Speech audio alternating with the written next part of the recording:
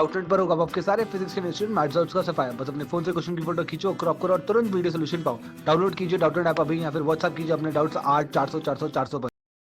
हमारा क्वेश्चन है कि in the system shown in figure M1 जो है M2 से बड़ा है, ये M1 जो है ये M2 से बड़ा है, and the system is held at rest by the thread BC। ये थ्रेड BC जो है और ये हमारा ग्राउंड है, तो ये सिस्टम पूरा रेस्ट पे है। Now the thread BC is burnt. अब इस BC को काट दिया गया, जला दिया गया। ठीक है, तो आंसर द फॉलोइंग। तो हमारा नीचे क्वेश्चन है कि just after burning the thread what is the acceleration of M2। तो एक्सेलरेशन क्या होगा? तो हम मानते हैं इसका एक्सेलरेशन आफ्टर बर्निंग के बाद कुछ होगा। ठीक है, अब हम इसे सॉल्व करते हैं एक एक कंडीशन लेकर। हम मानते हैं कि यहाँ हमारा टेंशन T1 है, तो यहाँ भी हमारा टेंशन T1 होगा। ठीक है, और यहाँ हम मानते हैं कि हमारा टेंशन T2 है। बिफोर कंडीशन के लिए सॉल्व करें तो इस ब्लॉक पे क्या होगा, इधर T1 लगेगा और इधर ये T2 लगेगा और इधर M2G लगेगा। तो यहाँ से T1 इज इक्वल टू क्या हो जाएगा,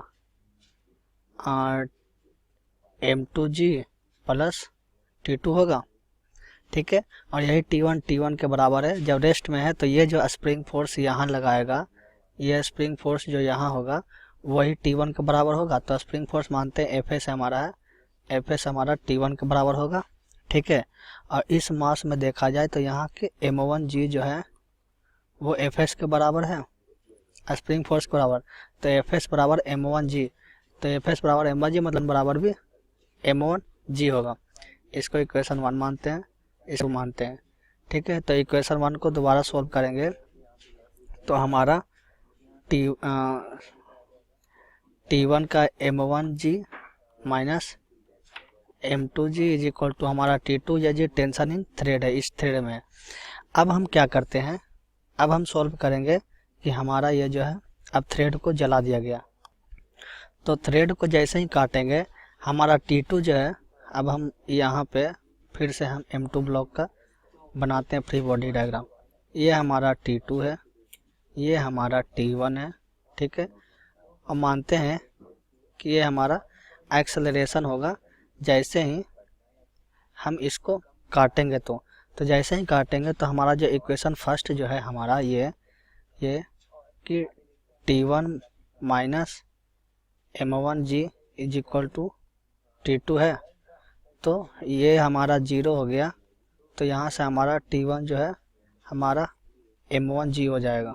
ठीक है, अब हम मानते हैं कि यहाँ पे कुछ एक्सेलरेशन आ गया। ठीक है, पर जैसे ही काटने पे क्या होता है, हमारा स्प्रिंग फोर्स जो है वो चेंज नहीं होगा।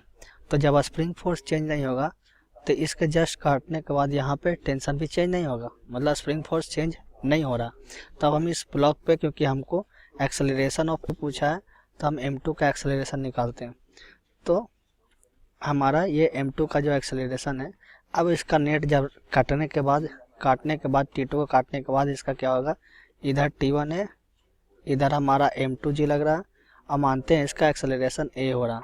तो यहाँ से क्या हो जाएगा, T1 minus M2G is equal to mass होगा, हेयर मास बेसिकली M2 है।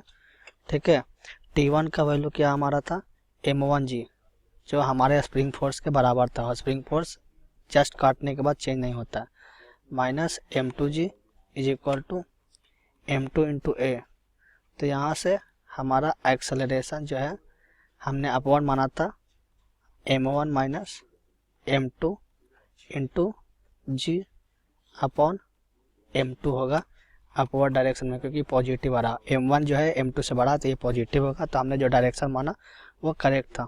अब हम एक्सेलरेशन ऊपर ऑप्शन में मिलाते हैं, तो हमारा एक्सेलरेशन है M1 minus M2 upon M2। हाँ, ये हमारा करेक्ट आंसर होगा।